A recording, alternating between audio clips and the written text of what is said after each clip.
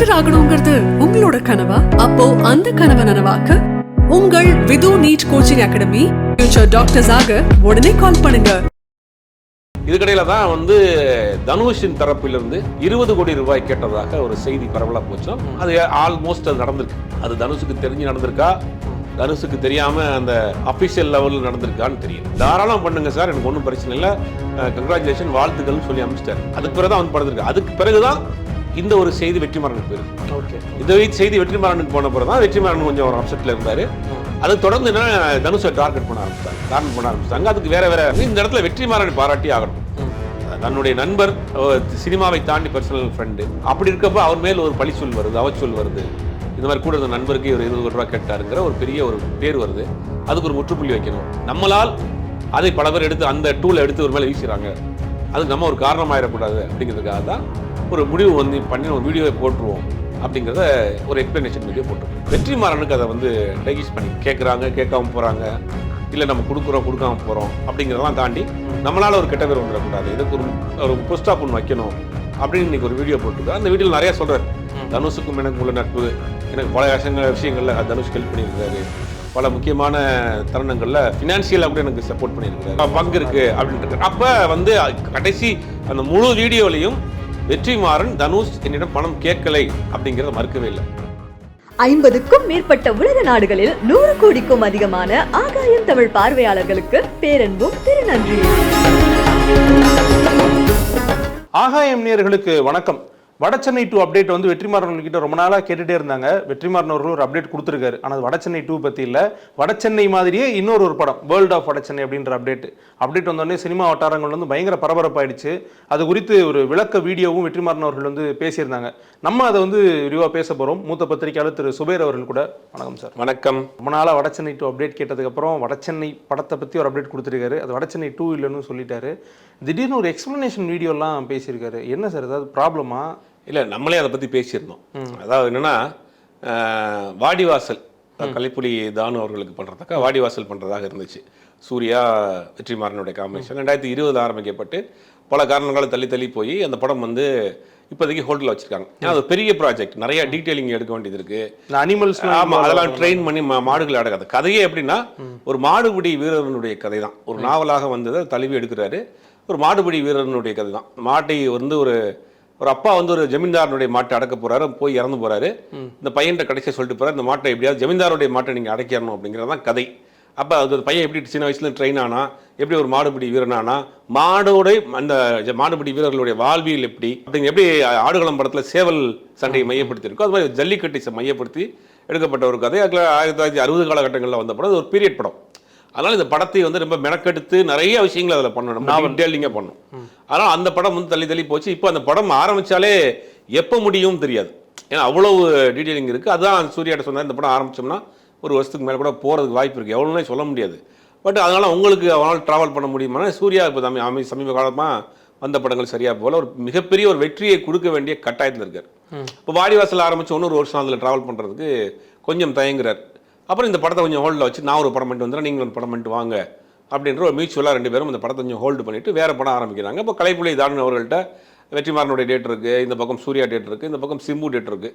இப்போ வெற்றிமாறன் வச்சு ஒரு ப்ராஜெக்ட் பண்ணுவோம், சூர்யாவுக்கு வேறு ஒரு டேரக்டர் வச்சு ஒரு ப்ராஜெக்ட் பண்ணுவோம். 2 ப்ராஜெக்டாக பிரிச்சுட்டு வெற்றிமாறன் சிம்பு காம்பினேஷனில் ஒரு படம் பண்ணுவோம் அப்படின்னு பிளான் பண்ணுறாங்க. அதுக்காக 2 பேர் மீட்டிங் நடக்குது.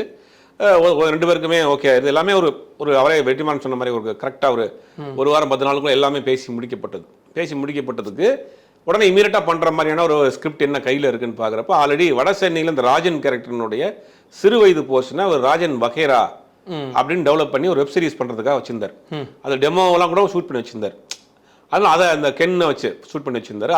அதை பண்ணுவோம் அப்படின்னோடனே ஓகேன்னு ஆரம்பிச்சு ஒரு ப்ரொமோ வீடியோ ஒன்று பண்ணிடுவோம். படத்தினுடைய பூஜை அன்னைக்கு அனௌன்ஸ்மெண்ட் அன்னைக்கு ஒரு ப்ரொமோ வீடியோ பண்ணிடுவோம்னு ஒரு 3 நாள் இந்த ப்ரொமோ வீடியோ ஷூட் போயிட்டு இருக்கு. இதுக்கிடையில் தனுஷை மீட் பண்ணி, ஏன்னா வெற்றிமாறன் வடசென்னையுடைய களத்துலேருந்து ஒரு படம் பண்ணுறோம். 2 பேருக்குமே ஒரு ட்ராவல் பார்த்தீங்கன்னா 2 தேசிய விருதை வெற்றிமாறன் வாங்கி கொடுத்துருக்காரு.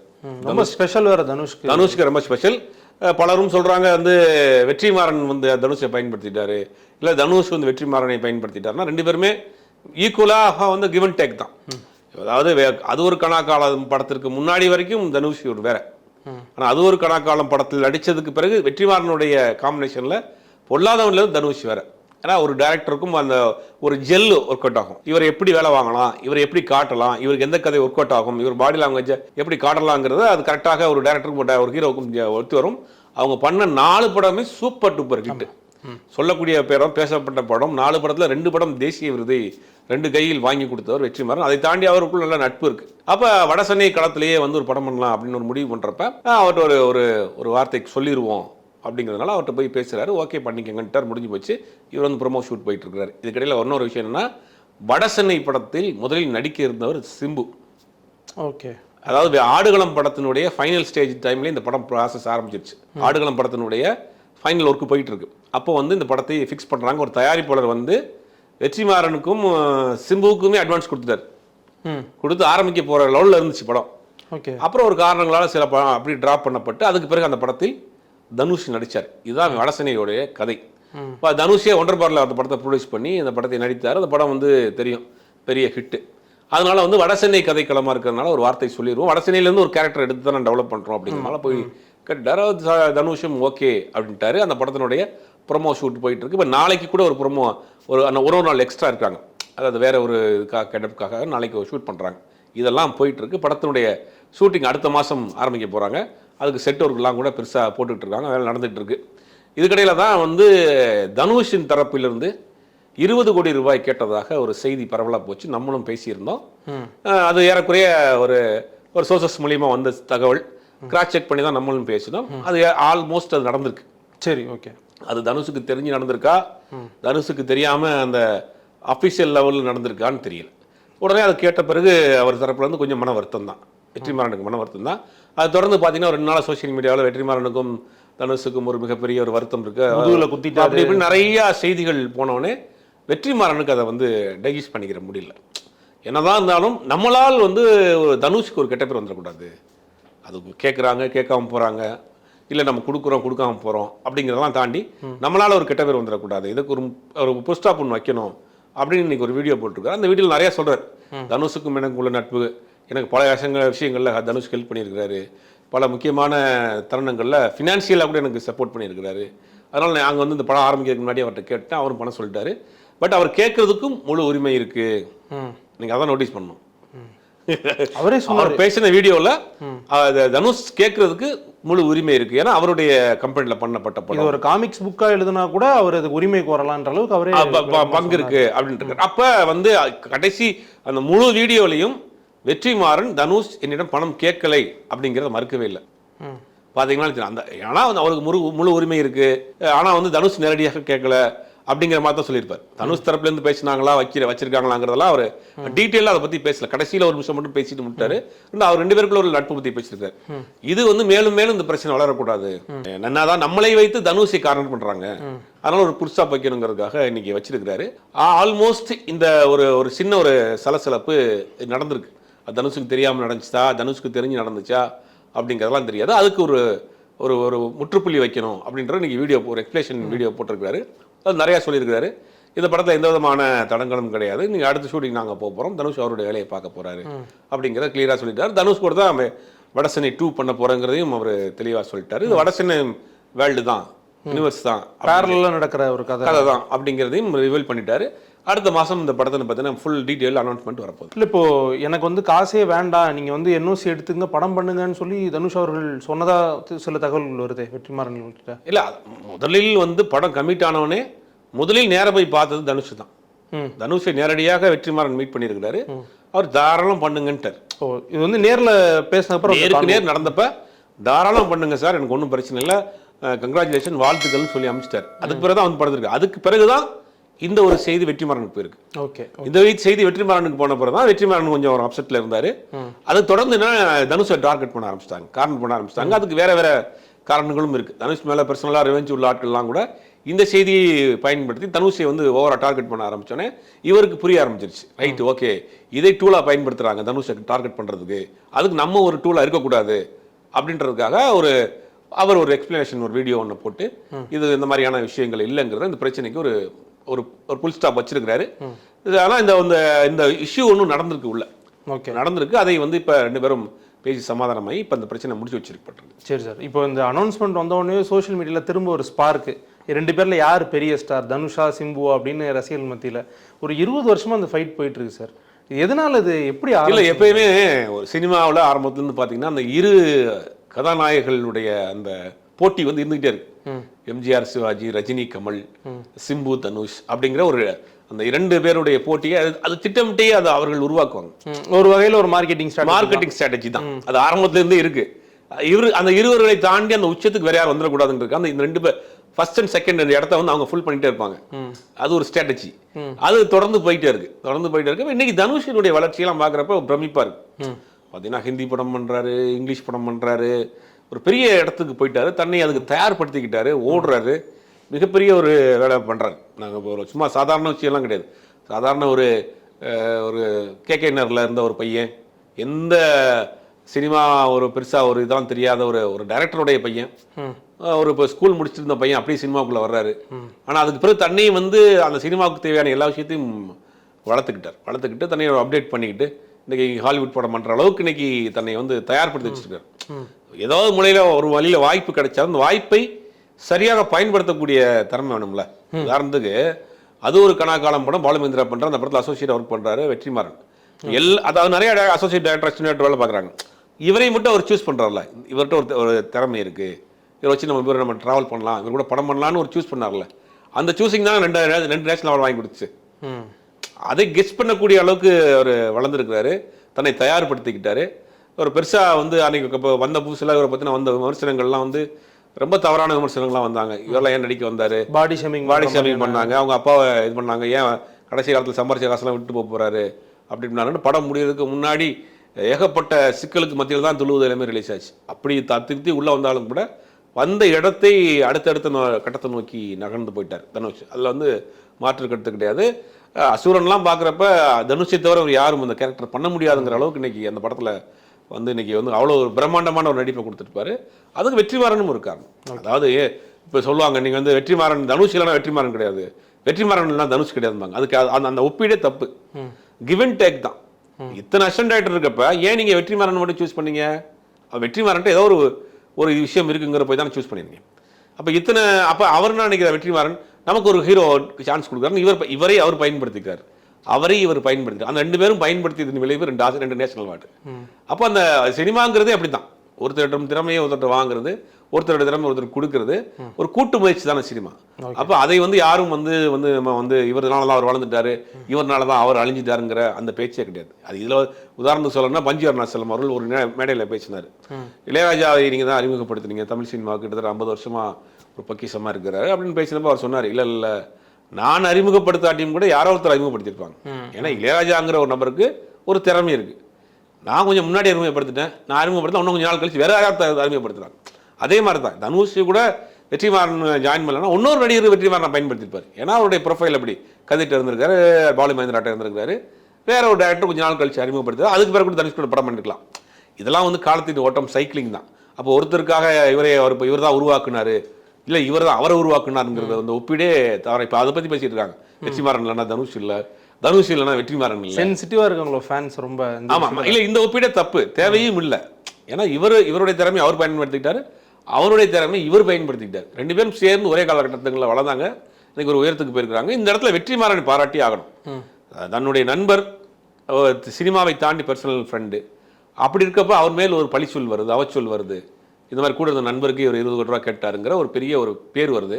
அதுக்கு ஒரு முற்றுப்புள்ளி வைக்கணும். நம்மளால் அதை பல பேர் எடுத்து அந்த டூலை எடுத்து ஒரு மேலே வீசுகிறாங்க, அதுக்கு நம்ம ஒரு காரணமாயிடக்கூடாது அப்படிங்கிறதுக்காக தான் ஒரு முடிவு பண்ணி நம்ம வீடியோவை போட்டுருவோம் அப்படிங்கிறத ஒரு எக்ஸ்பிளனேஷன் வீடியோ போட்டிருக்கிறேன். ஓகே சார், இப்போ நீங்கள் அசுரன் சொன்னோடனே எனக்கு இன்னொரு சிந்தனை என்ன அப்படின்னா, அசுரனில் அசுரன் படம் வந்து ஒரு பெரிய ஹிட், நம்ம எல்லாருக்குமே தெரியும். அதுக்கப்புறம் ஈஸ்வரன் வருது, சிம்புக்கு ஒரு கம்பேக் மாதிரி. அதில் கடைசியில் ஒரு டைலாக் ஒன்று வரும், நீ அழிக்க வந்த அசுரனா நான் காக்க வந்த ஈஸ்வரன்டா அப்படின்ட்டு. ஒருவேளை தனுஷ் அவர்கள் வந்து இன்டென்ஷனல் டைலாக்ஸ் வைக்கலனாலும் ஆரம்பத்துலேருந்தே மன்மதன்லேருந்தே சிம்பு அவர்கள் வந்து விடாமல் தனுஷ் அவர்களை டார்கெட் பண்ணி டைலாக்ஸ் வச்சுட்டே இருக்காரோ அப்படின்ற ஒரு கேள்வி. இல்லை, அது சிம்பு வைக்கிறது கிடையாது இல்லையா, டேரக்டர் அந்த ஆடியன்ஸ்க்காக ஒரு பல்ஸ்க்காக வைக்கிறோம். விஜய் அஜித்தே நீ திருமலைன்னு படம் பண்ணாரு, நீ என்ன பாட்டை வச்சுருந்தாங்க, நீங்க என்ன எரிமலையா நான் பனிமலையா திருமலையான்னு ரைமிங்ல ஒரு பாட்டு இருக்கும் அஜித் படத்துல. அப்ப அஜித் ஆக்கி சொல்றாரு, அந்த ரசிகர்களை அந்த பாட்டு ஸ்கிரீன்ல ரொம்ப தியேட்டர்ல வந்து கைத்தட்டும், விசில் அடிக்கும். ரசிகர்களை உற்சாகப்படுத்துறதுக்காக சும்மா ஒரு சீண்டல் இருக்கும். அந்த படத்துல அட்டகாசம் நினைக்கிறேன், அட்டகாசமும் நிறைய இருக்கு. நிறைய புதிய கீதையில வந்து தலை வாலு எல்லாரையும் கூட்டு வா அப்படின்ற மாதிரி அந்த படத்துல இருக்கும். இந்த பக்கம் அஜித் வச்சிருப்பாரு, நீ என்ன வாழ்க்கை வட்டம் கிடையாது அப்படின்னு. இல்ல நீ என்ன எரிமலையா, நீ வந்து திருமலையா, நான் வந்து எரிமலையான்னு ஒரு பாட்டு வரும். அப்ப அதெல்லாம் வந்து ரசிகர்களை வந்து அந்த உற்சாக மூட்ல வச்சுக்கிட்டே இருக்கணும். அப்பதான் வந்து அவனுக்கு வந்து படம் பார்க்க ஒரு இன்ட்ரெஸ்ட் இல்லாம போயிரும்ல. ரசிகர்களை டெம்ப்ட்லயே வச்சிருக்கணும். அப்பதான் வந்து போட்டி போட்டு கொண்டு படம் பார்ப்பாங்க. அதை வந்து காலங்காலமா எம்ஜிஆர் சிவாஜி காலத்துல இருந்து இன்னைக்கு சிம்பு தனுஷ் காலம் வரைக்கும் அந்த ரசிகர்களை வந்து இது பண்றதுக்காக பண்ற ஒரு ஸ்ட்ராட்டஜி. அதை தாண்டி அவர்களுக்கும் நல்ல நட்பு இருக்கு. சமீப காலமாலாம் 2 பேரும் மெச்சூர்ட் ஆயிட்டாங்களே, 40+ ஆயிருச்சு, 2 மெச்சூர்ட் ஆயிட்டாங்க. பல உயரங்கள் 2 பேரும் பார்த்துட்டாங்க. சமீபங்கள் 2 நேருக்கு மீட் பண்ணிடுறப்ப நல்லா பேசிக்கிறாங்க. படம் இல்லாமங்கிற அளவு கூட பேசியிருக்கிறாங்க. சிம்பு வாய்ப்பு இருக்கா சார்? அதெல்லாம் காலம் தான் முடிவு பண்ணுவோம். வாய்ப்பு கூட இருக்கிறதுக்கு இருக்கு. ஏன்னா தனுஷ் வந்து இப்போ முழுக்க டைரக்ஷன்ல ஃபோக்கஸ் பண்றாரு, ஒரு டேரக்டரா வரணும் அப்படிங்கிற அவரே கூட சொல்லிட்டாரு, அண்ணனுக்கா இல்லைன்னா நான் டேரக்டராகவே ஆயிருப்பேன். ஆமா, அதனால அவர் ஒரு பர்சனலாக ஒரு இன்ட்ரெஸ்ட் இல்லை. பொதுவாகவே எல்லா நடிகர்களுக்கும் டைரக்ஷன் மேல ஒரு கண் இருக்கும். ஏன்னா நம்மளை வேலை வாங்கிட்டே இருக்காங்க, நம்ம வேலை வாங்கணும்யா அப்படிங்கிற ஒரு ஆசை இருக்கு. அதனால பல ஹீரோஸ் வந்து டைரக்ஷன் பண்ணி கை சுட்டிருப்பாங்க. ஒரு சில ஹீரோஸ் தான் படத்தை டைரக்ஷன்லையும் வந்து சக்ஸஸ் ஆயிருப்பாங்க. அது ஒரு ஆசை இருக்கு. கேட்டால் டேரக்டரோட பையன் தானே, அப்பா டேரக்டர், அண்ணன் டேரக்டர், டைரக்ஷன் தெரிஞ்ச நபர் தான். பல டேரக்டரோட ஒர்க் பண்ணிட்டாரு, அந்த அனுபவம்லாம் இருக்கும். சமயத்தில் கூட மீட்டிங்கில் ஒரு ஏதோ ஃபங்க்ஷனில் மீட் பண்ணுறப்ப சொல்லியிருக்காரு போல, சேர்ந்து பண்ணுவோம், நான் டைரக்ட் பண்ணுறேன், நீங்கள் ஒரு படம் பண்ணுங்கன்னு. அந்த மாதிரி தான் அவனுக்குள்ளே இருக்குது. அதை தாண்டி என்னென்னா இந்த ரசிகர்கள் மத்தியில் இந்த ஒரு போட்டி போயிட்டு இருக்கு. இது சமீபத்தில் நம்ம கூட பேசியிருந்தோம், நம்ம தான் முதல்ல வீடியோ பேசியிருந்தோம். இந்த ஒரு பிரச்சனை போயிட்டு இருக்கு, 20 கோடி கேட்குறாரு அப்படின்னு. ஆக்சுவலாக அது நடந்தது உண்மைதான். ஆனால் அதை தாண்டி வந்து அது தனுஷுக்கு தெரிஞ்சு நடந்துச்சா, தனுஷுக்கு தெரியாமல் நடந்துச்சா அப்படிங்கிறதெல்லாம் ஒன்றும் கிளியராக தெரியல. அது ஒரு பிரச்சனை வேற மாதிரி போயிட்டு இருந்துச்சு. அதை கிளாரிஃபை பண்ணுறதுக்காக ஒரு முற்றுப்புள்ளி வச்சிருக்காரு. அந்த வீடியோலையுமே அவர் வந்து கடைசி வரைக்கும் மறுக்கலை. அவருக்கு உரிமை இருக்கு, தனுஷ் என்று நேரடியாக கேட்கலன்றதை கிளீன் பண்ணிட்டார். ஓகே, தனுஷ் என்னன்னு நான் நேரடியாக கேட்குறப்ப பணம் வேணான்ட்டாரு. அதே நேரத்தில் வந்து அவர் கேட்கறதுக்கு உரிமை இருக்கு. இது ரெண்டையும் நான் புரிஞ்சுக்கணும். அவர் நேரடியாக என்னிடம் பணம் கேட்கல பார்க்குறப்ப, ஆனால் அவர் கேட்கறதுக்கு உரிமை இருக்கு. இதுக்கு என்ன மீனிங்கு? அவர் சார்பில் யாரோ கேட்டிருக்க வாய்ப்பு அப்படி இருக்கு, நடந்திருக்கு. அதுக்கு ஒரு பிரச்சனை வேற மாதிரி போறதுனால ஒரு முற்றுப்புள்ளி வச்சிருக்காங்க. ரைட், இது வந்து அடுத்த கட்டத்தை நோக்கி போறதுக்கு நல்ல விஷயம் நான் நினைக்கிறேன். ஏன்னா இது நாளைக்கு நயன்தாரா மேட்டர் மாதிரி பிரச்சனை பெருசாகி கோர்ட்டு கேஸ் இந்த வரைக்கும் போகாமல் இருக்கிறதுக்கு, ரசிகர்கள் மத்தியிலும் பெருச வாக்குவாதமாகாமல் ஒரு டிபேட்டாக போகாமல் இருக்கிறதுக்கு வெற்றிமாறன் கொடுத்த இந்த ஒரு விளக்க வீடியோ வந்து ஒரு சரியான முடிவாக நான் பார்க்குறேன். சரி சார், கடைசியாக ஒரு கேள்வி. விடுதலை 2 படத்தினுடைய ஒரு மீட்டில் வந்து ராஜீவ் மேனன் அவர்கள் சொல்லியிருப்பாங்க, இப்போ இருக்க டேரக்டர்ஸ்லாம் வந்து ஒரு கால் ஷீட்டில் ஒர்க் பண்ண மாட்டாங்க, ட்ராவல் பண்ணுன்றாங்க. என்ன ட்ராவல், எதுக்கு ஆர்டிஸ்ட் ட்ராவல் பண்ணும் அப்படின்ற மாதிரி அவர் பேசியிருப்பார். வெற்றிமாறன் அவர்களுடைய அந்த டேரக்ஷன் ஸ்டைலுமே என்ன அப்படின்னா இம்ப்ரவைஸ் பண்ணிக்கிறது, கொஞ்சம் முன்னாடி சீன்ஸை வந்து யோசிக்க அப்படியே ஒரு இருக்குல்ல. அவருடைய இந்த ஸ்டைல் வந்து இந்த ஃபிலிம்ஸை டிலே பண்ணுறதுக்கு ஒரு வகையில் ஒரு காரணமாக அமைஞ்சிருக்கா? இல்லை, டிலே பண்ணுறாரோ ஷார்ட்டாக பண்ணுறாருங்கிறதுலாம் ரெண்டாவது விஷயம். ப்ராடக்ட் எப்படி வருது, அவுட்புட் எப்படி வருது, ரிசல்ட் எப்படி வருது, அதான் பார்க்கணும். நீங்கள் ஒரு மொக்க டேரக்டர்கிட்ட நீங்கள் வந்து 500 நாள் கூட எடுத்து நல்ல படம் எடுத்துட்டு வர, ஒரு நல்ல பிரில்லியண்டான டேரக்டர் 30 நாள் நல்ல படம் எடுத்துருவாரு. அப்போ எவ்வளோ நாள் எடுத்துக்கிறாங்கிறது அந்த கதை தான் முடியும், கதையும் அந்த டேரக்டர் தான் முடியும். ஆனால் அவுட்புட் ப்ராடக்ட் எப்படி வருது, அதனால லாபம் அடைஞ்சிருக்காங்களா, அதுதான் பார்க்கணும். இல்லை, சில நேரம் வந்து விடுதலையிலே கூட லிப்சிங்க் இல்லை, ஸ்கிரிப்டில் வேறு ஏதோ போயிருக்காங்க, அதுக்கப்புறம் டப்பிங்கில் மாற்றிருக்காங்க அப்படின்ற மாதிரி குற்றச்சாட்டுகள்லாம் வருது. அது அந்த படத்தில் நிறைய சென்சார் பிரச்சனை இருந்துச்சு, நிறைய அரசியல் பேசியிருக்க படம், நிறையா சென்சாரில் கட் பண்ணாங்க. அதுக்கு வேறு வழி இல்லாமல் சில வார்த்தைகளை மியூட் பண்ண வேண்டியது இருந்துச்சு, பீப் போட வேண்டியது இருந்துச்சு, அதெல்லாம் நிறையா இருந்துச்சு. இப்போ இன்னொரு தகவல் என்ன சொல்கிறாங்கன்னா, அதில் சென்சார் கட்டு வச்சிருக்க படமே ஏகப்பட்ட போர்ஷன் இருக்கு. ஏன்னா அரசியல் பேசுகிற படம்ல, அது நிறைய வார்த்தைகளை வந்து அரசியல் பேசுகிற படம் அது இருக்காது. இப்போ படத்தில் வெற்றிமாறன் தயாரித்த மனுஷின்னு ஒரு படம், கோபி நயனார் டைரக்ஷன் பண்ண படம், ஜான்ட்ரியா நடித்த படம்லாம் முடிச்சிருக்கு, சென்சாரில் நிற்கிது படம். ஆமாம், அது கோர்ட்டுக்கு போயிட்டார். கோர்ட்டுக்கு போய் கோர்ட்டில் வந்து அவங்க வந்து திருப்பி ரீசென்சார் பண்ண சொல்லி இப்போ வந்து டெல்லிக்கு போயிருக்குது. இந்த வந்து அந்த படத்தை வந்து டெல்லி இருக்கக்கூடிய அந்த இதில் இந்த சென்சாரில் பண்ண சொல்லி இப்போ அமைச்சிருக்கிறாங்க படத்தை. அந்த மாதிரி இருக்குது. வெற்றிமாறன் படங்களில் ஒரு அரசியல் இருக்கும், அரசியல் பேசுவார், சமூக சார்ந்த விஷயங்கள் பேசுவார். அப்போ அங்கங்கே பீப் போடுறப்ப அதுக்கு வேறு வார்த்தையை டம்மி வார்த்தையை போடுவாங்க. அது மாதிரி நடந்திருக்கு. அதனால் வெற்றிமாறன் நான்சிங்கில் படம் பண்ணிட்டாரு அப்படின்லாம் கிடையாது. அது சென்சார்களாக கொடுக்கப்பட்ட விஷயமா இருக்கலாம். சில பேசப்பட்ட அரசியல் வார்த்தைகள் வேணாங்கிறதுக்காக பண்ணோம். பல்வேறு தகவல்களுக்கும் ஒரு நேரத்துக்கும் ரொம்ப நன்றி சார். டாக்டர் ஆகணுங்கிறது உங்களோட கனவா? அப்போ அந்த கனவை நனவாக்க உங்கள் Vidhu NEET coaching academy future doctors ஆக உடனே கால் பண்ணுங்க.